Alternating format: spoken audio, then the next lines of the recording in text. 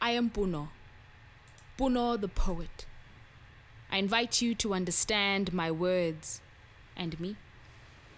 I've been told that I should have been born bitter and angry. In some spaces, I am too woman, too black. The words I utter, too woman, too black. But I say no. My words are birthed from the soil in my own chest. People keep digging graves with every phrase, but I'm planting flowers instead. I am not angry. I am brave. I am not abrasive. I am determined. I am not too woman. I am woman enough. I am not too black. I am a dark chocolate delight. And I will work these words and toil the soil until the joy in my bones grows. Here, this tongue is sharp, and I will shape my own exceptional reality, using only the finest materials, like hope and humanity. What will your words be? Choose wisely, and let's use words that grow well here.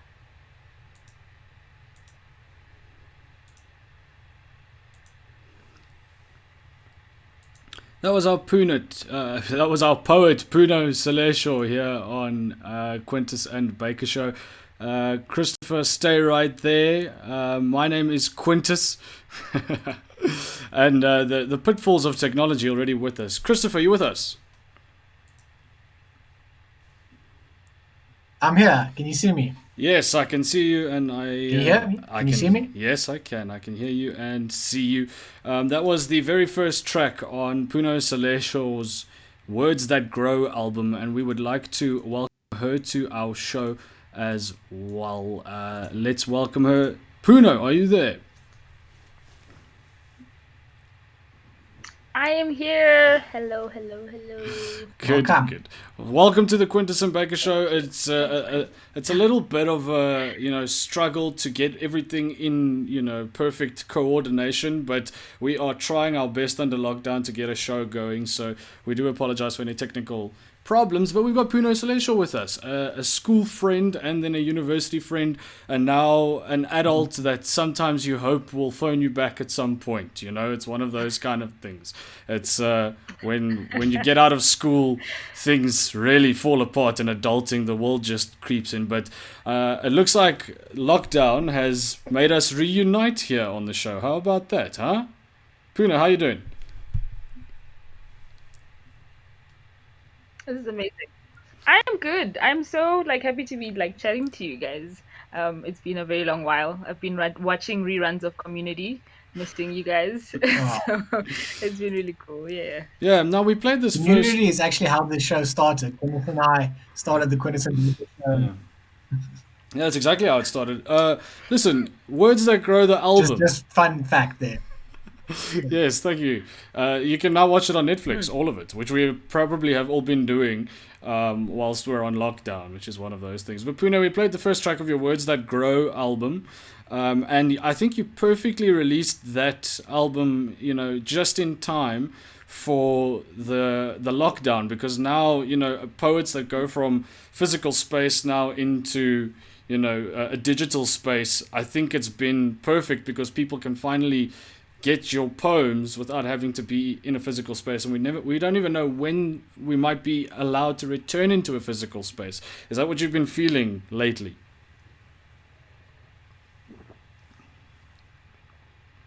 No, absolutely. I think as somebody who performs basically for a living, I never thought I would ever be in the space or in this predicament. You think that your loss of income as an artist, as a performer, comes from there not being enough work, not from Vismaya, not from an act of God.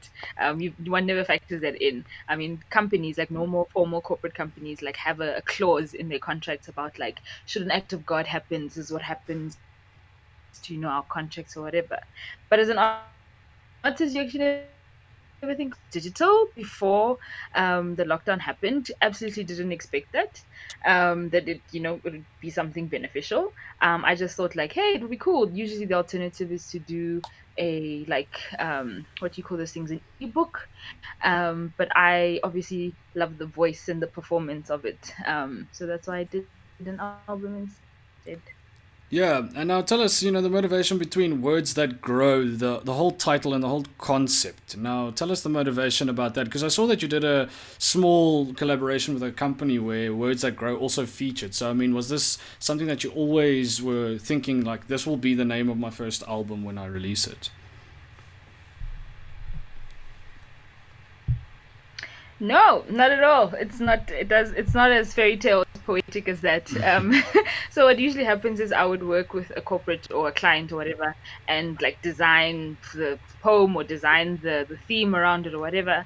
And I find that use that poem in future in different ways. So this came about working with Three Ships Whiskey, and everything that they stand for is about resilience. It's about optimism. It's about hope. It's this positive atmosphere, which is beautiful because the way that they started, nobody really believed that they were going to be successful in South Africa because of the climate, because of the soil, and all of those things. And they ended up being or becoming the biggest distillery in Africa, which is like massive. Like they surpassed, I think, their own even sort of expectations, which is quite cool.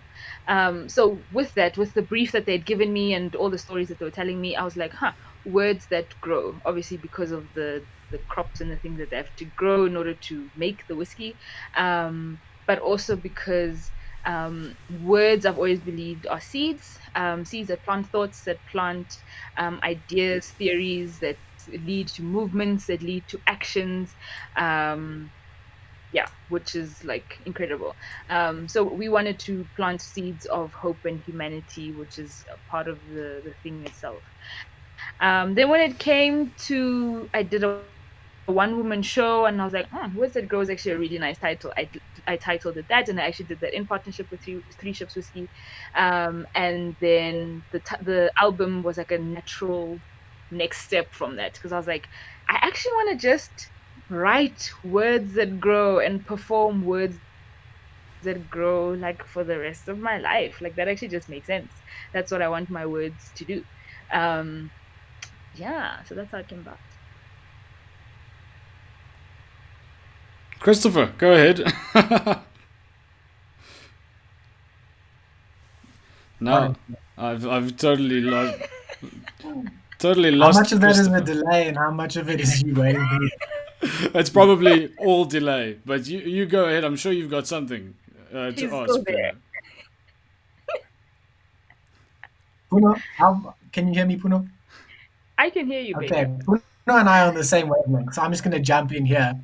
I was just curious about, you mentioned, how you didn't bring out an ebook because you loved the vocal aspect of spoken word poetry. So you brought out an album. What is that transition like from live performance to recording an album? Do you imagine it's something similar like a band playing live and then, they're trying to translate it onto a record?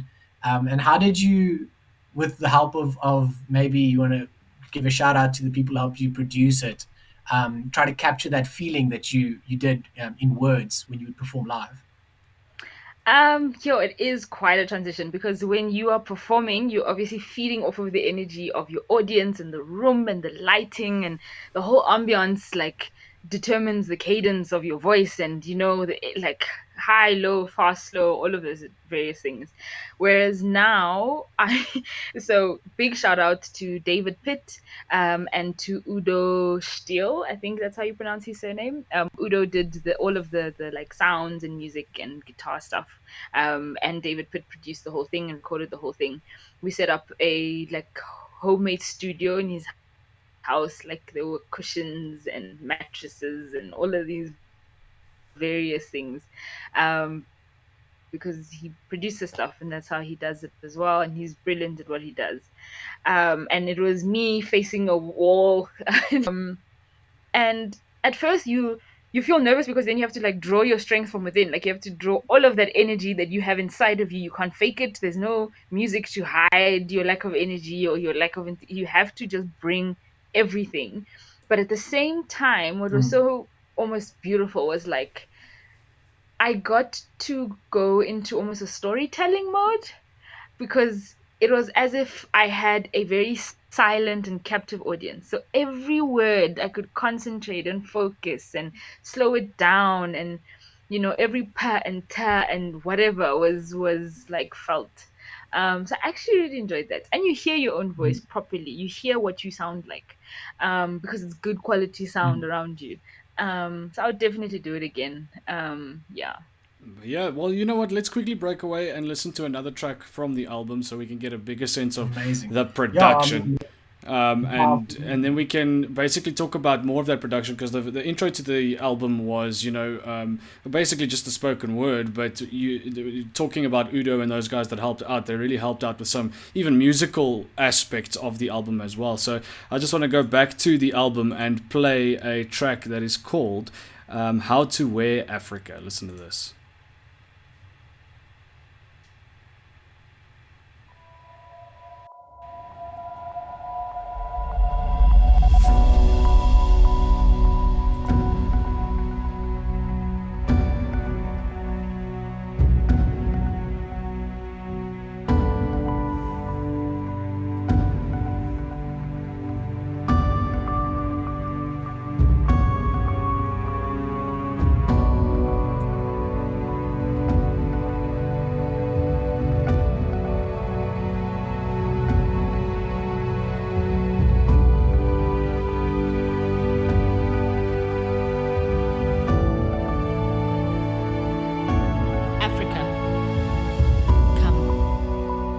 Come with me. Lean in and listen. Lend me your ear for a second. We have worked, we have walked, and we have wandered. But my dear friends, we have finally arrived. So let's go deeper. Let's dig deeper than the reductionist labels of third world and developing, using these terms to compare our apples to the world's oranges. If we keep trying to break our bones to fit into the world's mold, we will always lose. Africa, it is time that you do you. Do business like you. Do family like you. Do community like you. Let it look like you, taste like you, feel like you, be true. And the trust will follow. For us, sustainable means I do not live for me or for you, but for we. For us, that means we cannot allow money to dictate who we are. Who we are should dictate how we perceive and handle wealth. I implore you, do not trade yourself for a world-class status.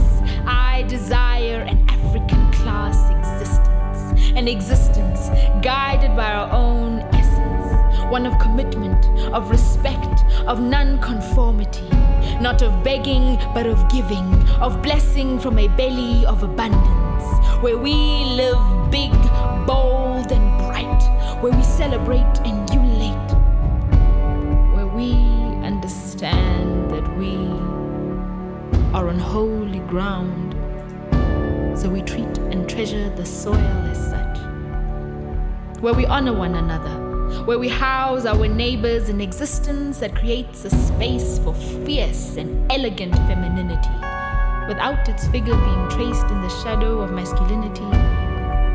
Africa, remember your identity. Unlearn what the world has forced you to be. Reteach your tongue the language of morality. Let your existence exude hope. Your presence should drip with an unshakable sense of loving. May you capture and hold a room with an aura of royalty and of grace. In many ways, Africa has lost hope, and hope deferred makes the heart sick. But Africa, take a panado and Get over it. We may be David to a world of Goliaths, but just turn the page. The story ends in a really cool way. I would like to wear Africa again, and for it to mean something. So be true, and the trust will follow.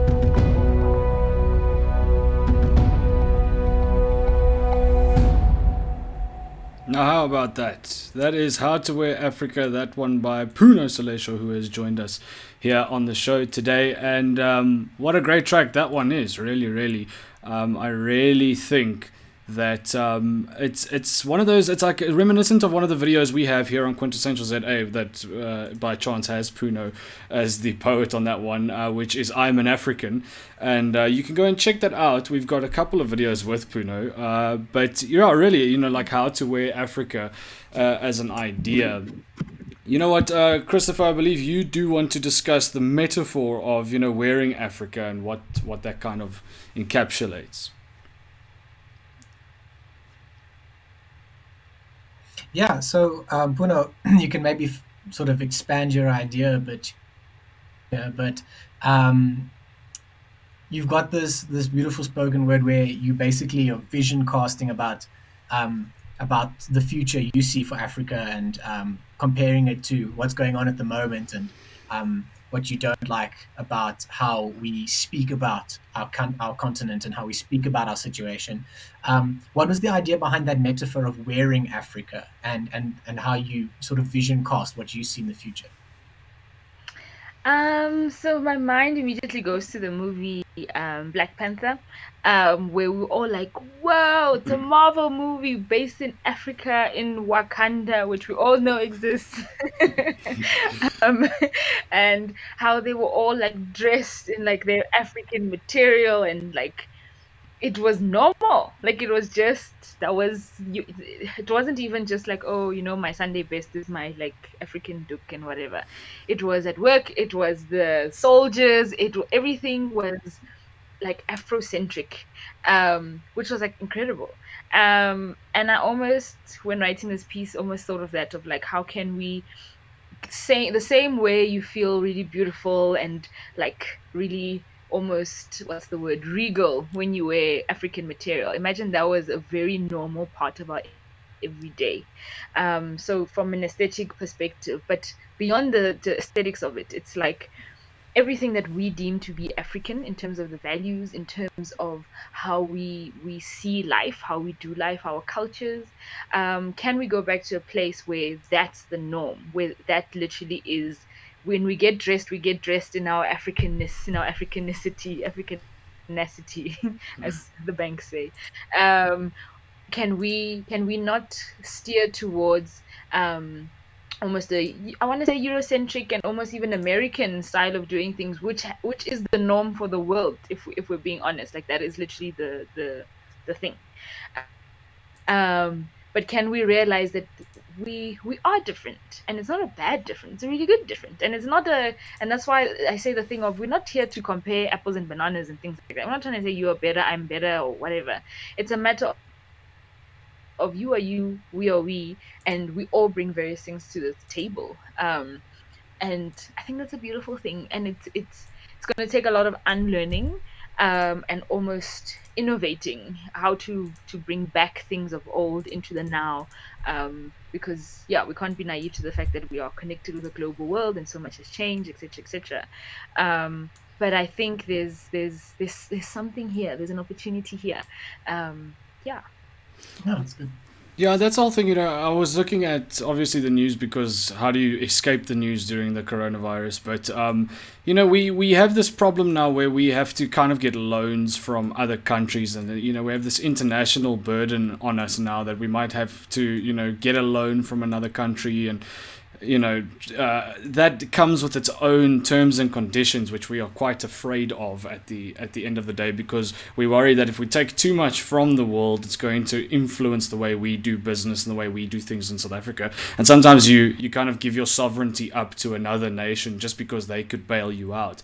And that's the last thing that I wanted for South Africa or Africa at all. And I know a lot of our politicians are very wary of that, but it seems like we're going that way. So, you are very, like we said, with I'm an African, the poem there, you're very interested in defining Africa. Now, do you think this threatens a little bit of how we define Africa down the road, with too many things that might dilute a shared perspective of a new Africa or a new South Africa?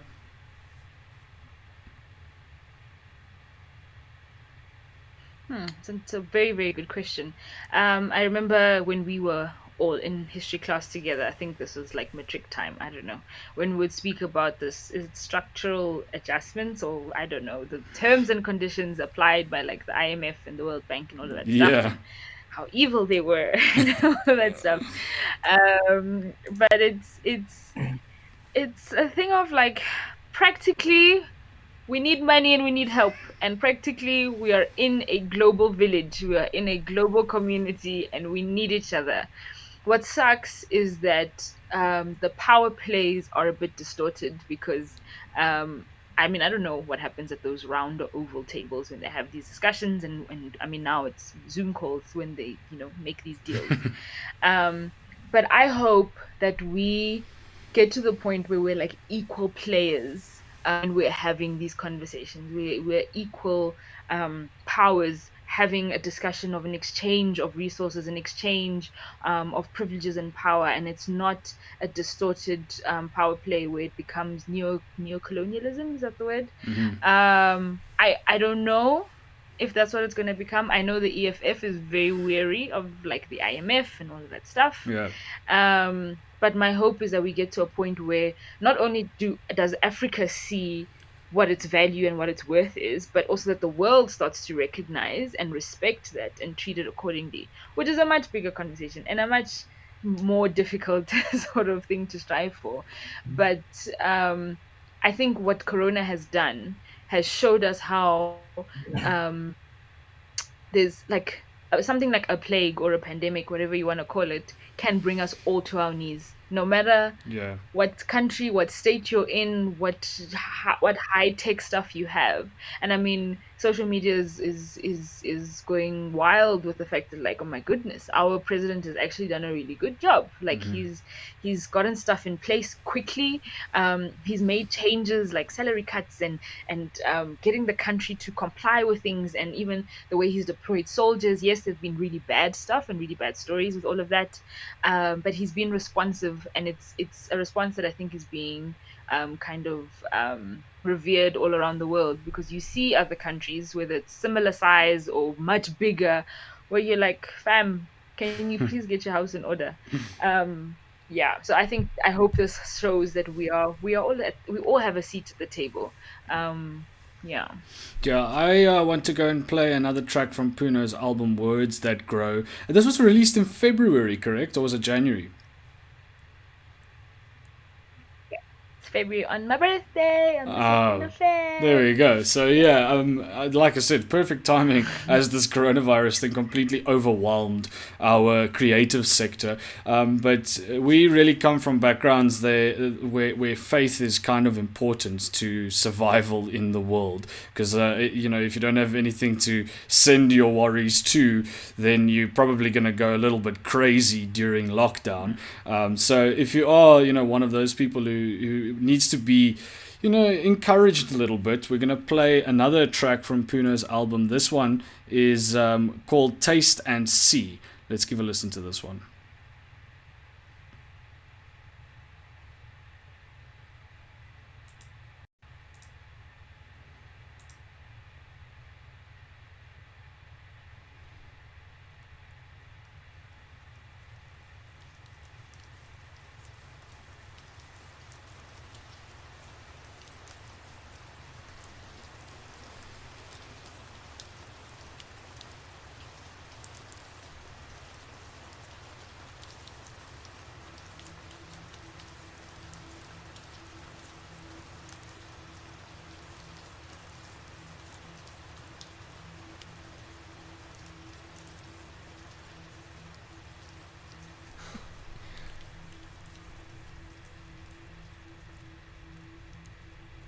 I will taste and I will see. You have loved me in my quiet, danced with me in my wild.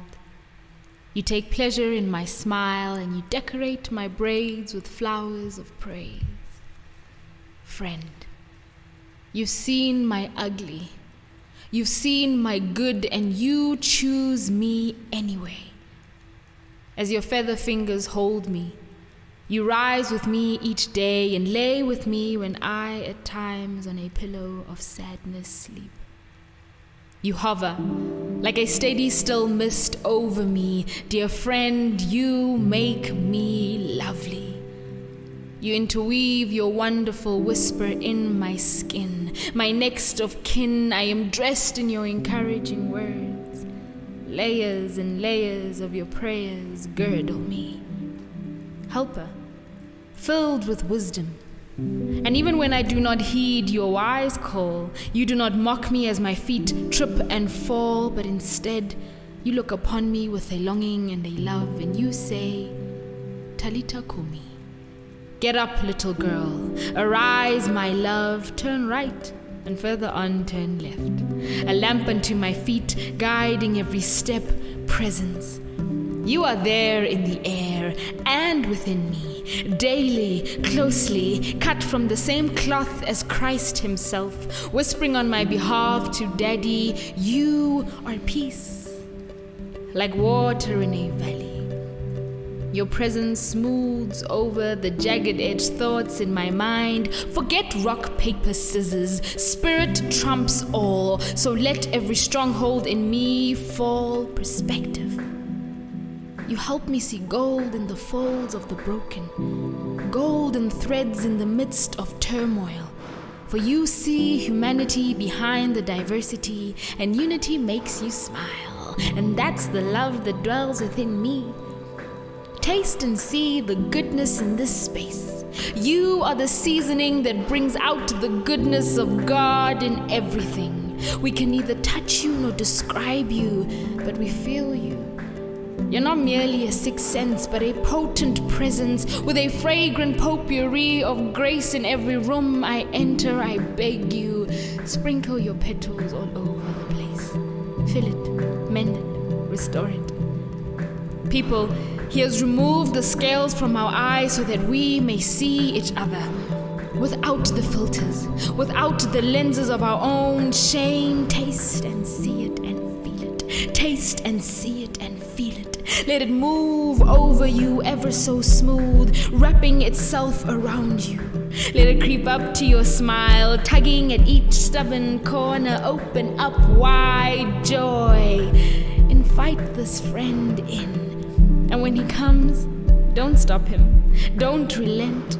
Don't stop the vibration in your belly as your laughter echoes through this hall, through your body and through your throat. Laugh it all out. Laugh at it all. Let his happiness, his joy rock you silly. Be giddy, groove, move, tap, swing, swirl and sway. Vibrate with a joy that cannot be caught or contained, that makes the thirsty heart stay and the demons flee. Joy. No longer will you stutter in the face of poverty. You won't fumble at the sight of modern-day slavery. When beauty is still classified by race, worthlessness is still an emotion in this place. Yes, injustice exists, but he fills you with fight, so don't uncurl your fist. Speak out truth with all your might. Advocate. And I promise you, in the loudest room, he will hear your silent heartache. Taste and see. Taste and see. Taste and see and feel that the Holy Spirit exists.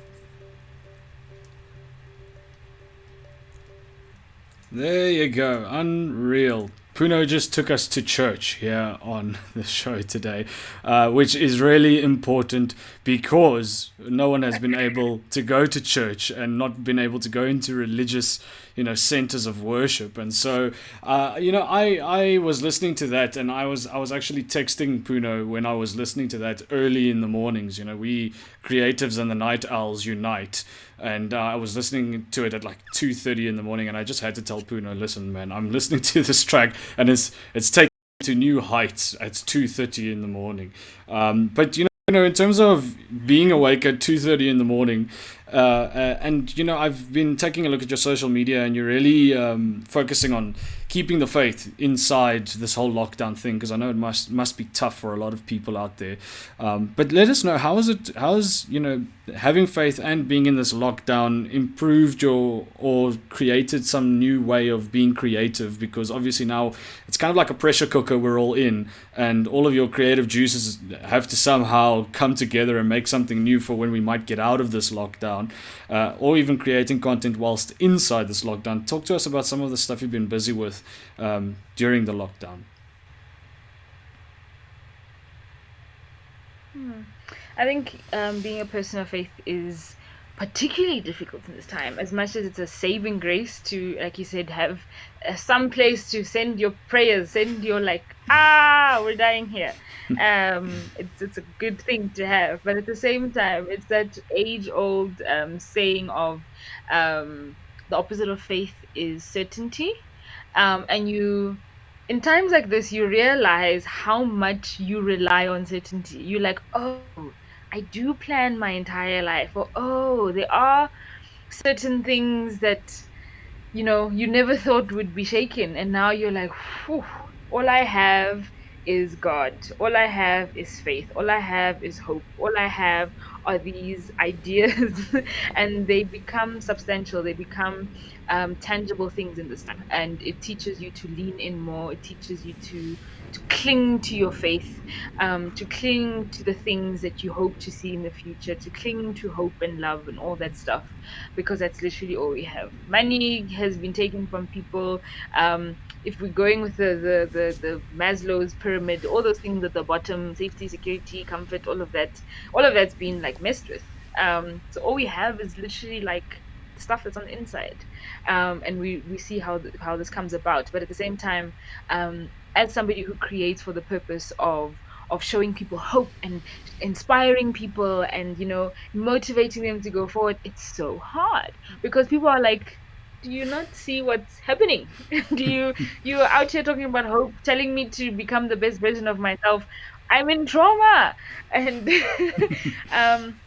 so for me, the word hope has been the most important thing, because I did a little bit of research, and hope there was a dude, I don't know his name now, but there was a guy very long ago who said hope is three things basically. Hope is having a goal or an objective, and secondly, it's having agency, the belief and the ability to then achieve that objective, and it is also thirdly pathways, so finding a gazillion different methods and ways in order to achieve that objective and never giving up. And for me, that's incredible, because hope is then not just this flowery, oh, everything's going to be fine, optimistic stuff. It is a very practical tool. It is a very practical mindset.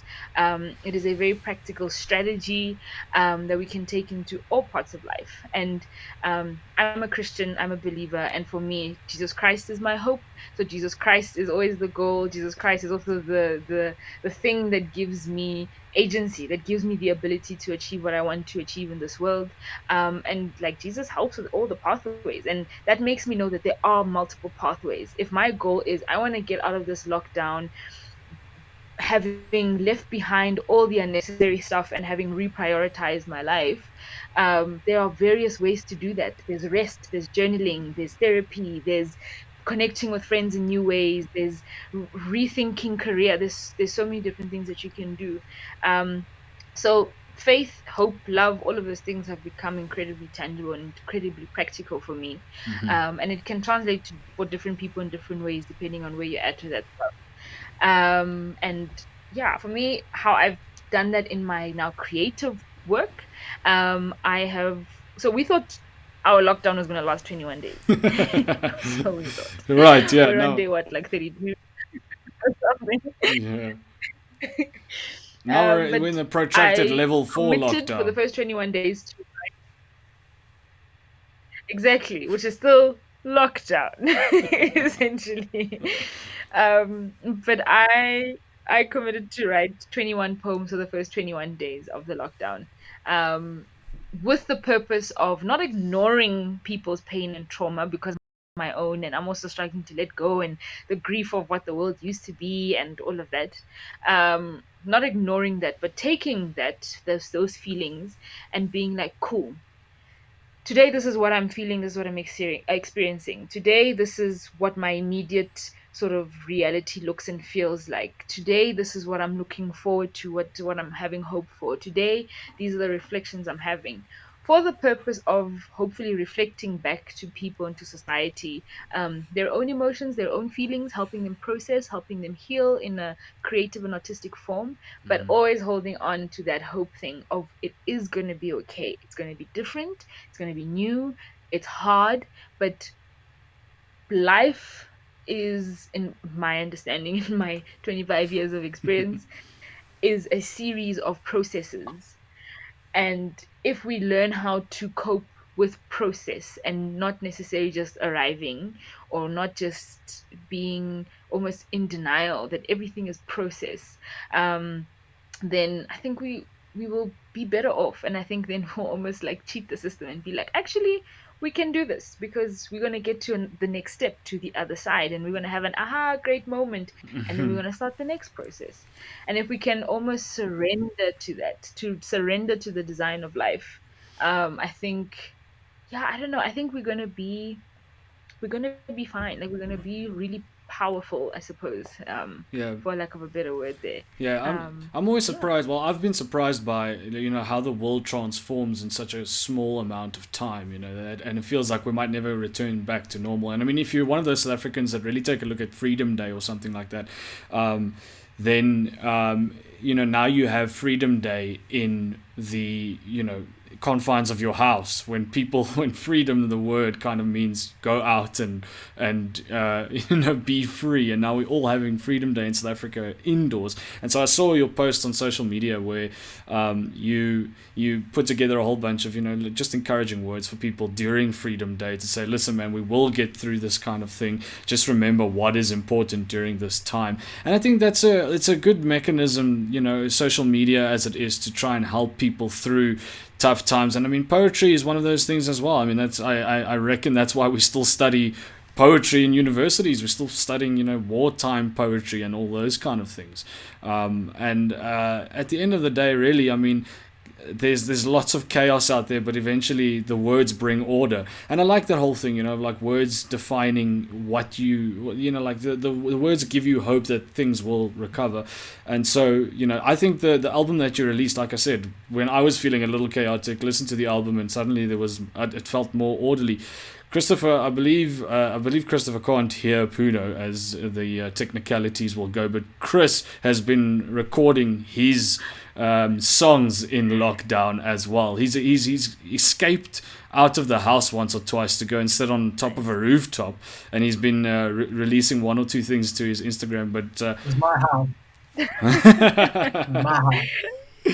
okay, that's okay. But Chris, tell us, in terms of that, you've also now found an outlet because of the lockdown, and you've been trying to, kind of express yourself during, like I said, this pressure cooker situation where creativity, suddenly you're coming up with new ideas all the time to get creative.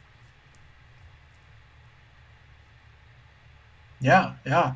I think I mean, I have no idea what Puno said, but it looked very interesting. So I'm gonna watch this back later. But yeah, I think I see it's a worldwide trend. You see artists like Puno who have something to say. She's been doing this for a while on the digital medias, and she's just going to grow and expand. And it's inspiring people like me to also, just try something and put it out there. You and I are doing a show now, and I think just relating it back to the Taste and See, um, what do we call it? I want to say song, but it's not a song. Taste and Poem. See track Yeah. that we just listened. Yeah, the track, the first track, was just there's such a message of hope there, which is amazing. And it's such a good way for people to creatively you can get in touch with God and with hope, and then share it with other people. And because media and art, whatever kind it is, song, spoken word, poetry, visual, photography, or just like the cinematography, it's such a beautiful way to capture the intangible things in life that are hard to connect with otherwise, and share it with people all over the place when we actually can't connect physically. So it's really cool. It's interesting to see what kind of space we're moving into now as a generation, as a young generation of people trying to figure out their lives. Yeah, I mean, otherwise there's going to be no survival in this space. It's just taught us, have this digital footprint, but really make something that connects with human beings. Don't just put it out there and think that it's suddenly going to inspire someone. Puno, a question from social media is, if a budding poet would like to start out, because I know you get a lot of people who come up to you and they say, listen, I also want to get into spoken word. They're asking, is there a 3-step approach to start writing poetry? How did it all start for you? I mean, obviously you don't want to force things unnaturally, but eventually if you want to become a spoken word artist, you need to start getting pen to paper. Talk to us about that. Hectic. I mean, 3-step approach. That's like intense. I should come up with one and sell books and become famous and rich. yeah, like an investment guru. I,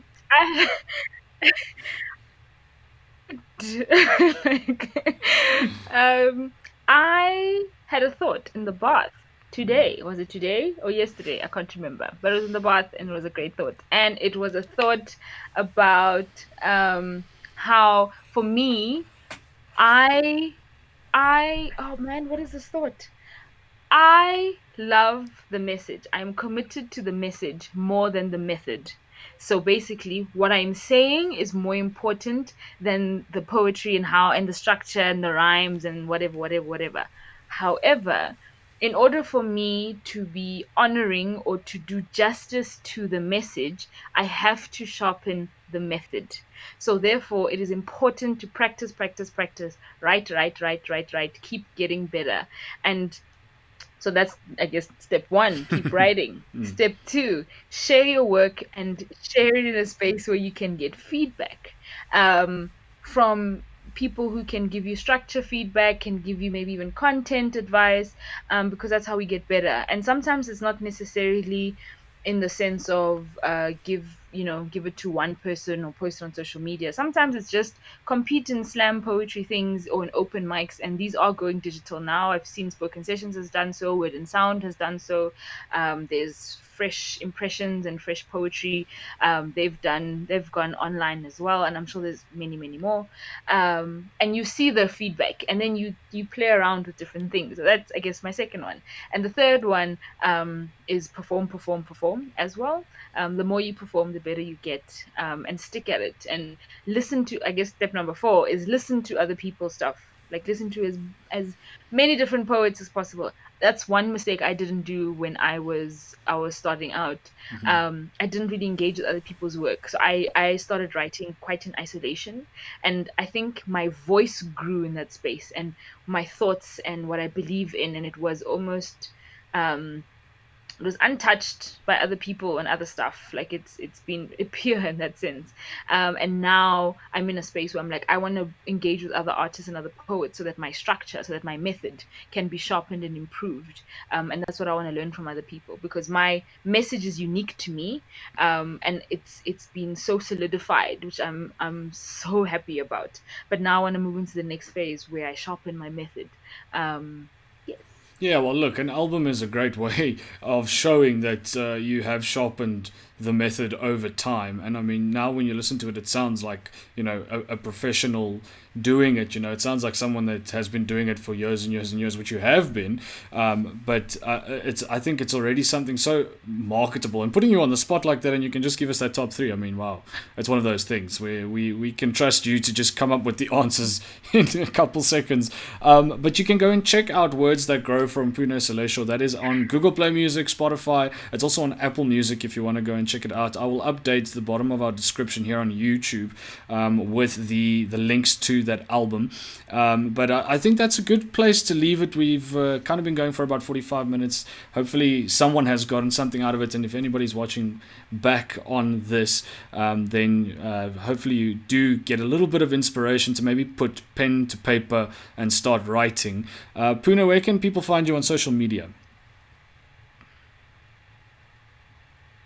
I am the most active on Instagram. I am at Punopolis, Punopolis. Whew. And I am also on Facebook, Puno Selesho Poetry. Like my page. Don't friend me if we don't know each other. It's just weird. It's easier for me to like separate my poetry content and my people content. Sometimes I do a cross pollination, but it's anyway. Yeah. Those are the best places. And if you want to like get in touch with me, my email is also out there in the world, so you can do that. Okay, perfection. One of the things on the Quintus and Baker show is we threaten the artist that comes onto our show, and we say that you have to collaborate with us at some point on at least a track of something or some sort of project. You have to on this show sign the contract and say that you will give us some of your artistry to something that we create down the line. Perfect. Yes. Perfect. We did it. We'll do it. Christopher. I had to do sign language for Baker, who can't hear me. All right. Well, next time, don't worry. We'll do this over Skype. All this Amazing. new Zoom technology, and it's just a mess. Really, it was the worst time for a Corona lockdown with.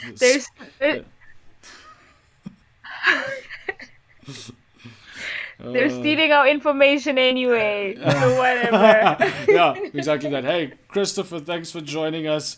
Hey, Puno, thanks for joining us. We will get back together when this coronavirus lockdown has ended and the level 4 lockdown has ended, because apparently we can't go and see each other, even in level 4 lockdown, so it's going to have to be in this virtual space until then. But listen, go and listen to Puno's album. It is really a tour de force, and it's her first one, unreal. Magnus opus, and it's the first one. All right. Yes. Until then, see you guys. You know what? I'm actually going to then play us out with one of the tracks. Everybody say goodbye. Yeah. Later. Yeah.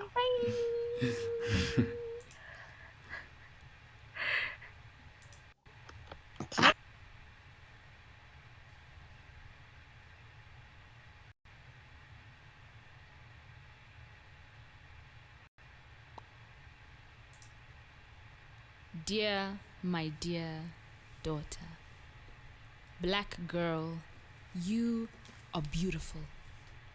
Your curls coiled just enough to hold and house the rich fragrances of oils and fruit which exude from you.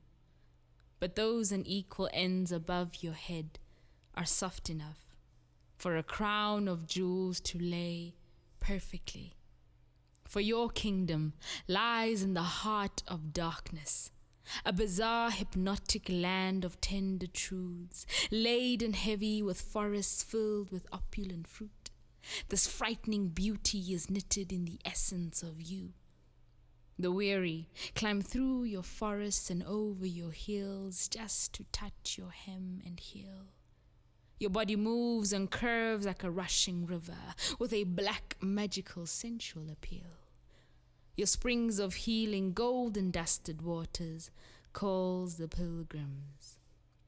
They all crave a brown, sugary sweetness, a honeycomb, toffee kind, a cocoa, a black-berried coffee bean, a black-eyed pea. My dear, don't you see these things? They were all inspired by you. You are the birthplace of color. You are not the other. You are the only slice of majesty that looks, tastes, and resonates the way you do. So let your skin be loud as you enter every room. You are not the lesser. You are not to be returned to sender. You are not a mistake. You are not too dark. You are perfectly brewed. You are an acquired taste. I love you, black girl. Don't ever apologize for the blanket of black pearls that form your skin. I know. Your melanin carries stereotypes and stories, responsibilities, horrors, and memories which weren't even crafted by your hands, yet here you stand, a crucible of all things black. But that is not your end. That is your etymology, your history, the deep, dark, rich forest which you are rooted in, alongside your mother and your sister, soaking through your roots all the splendor that God gives you. So be nourished. Drink of nature's milk, for the bones of your heart need to be strong in this world to weather the storms of ignorant vocal cords and words. I love you, black girl. I love who you are, where you come from, and I'm beyond excited about where you are going. Now, white woman, with a skin covered in a delicate coat of milk, I challenge you. Pick up your pen and fill your page with immortal words of adoration for your daughter. Praise her beauty. Highlight the intricacies and delicacies that others might see as flaws. Tell her where she comes from. Tell her you loved the hint of pink she carried when she was born. Scribe her narrative. But white woman, don't forget to read what I have written. Don't forget to tell your child about mine, so that when these two princesses meet, their smiles will collide, their fingers will intertwine, and they will marvel at each other and fall in love with all the various shades of color.